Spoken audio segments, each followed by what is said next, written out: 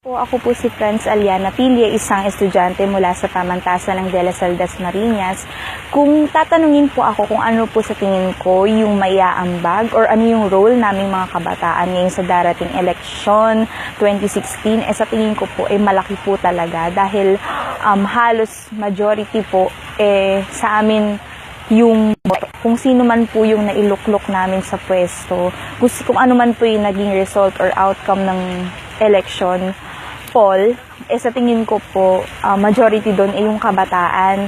Kami yung nag-ibigay para mailuklok yung taong yun sa pwesto. Kaya sa tingin ko po, for every right that we have, kasi yung isang boto na yun, malaki po yung mararating nun.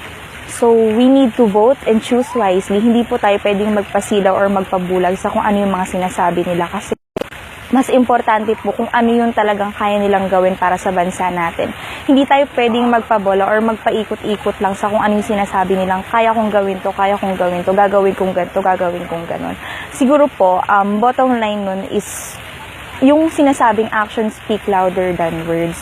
Kasi kung ano man po yung magiging outcome nito, it will last for several years. Ganon din po yung magiging progress or sitwasyon ng Pilipinas natin. So, ang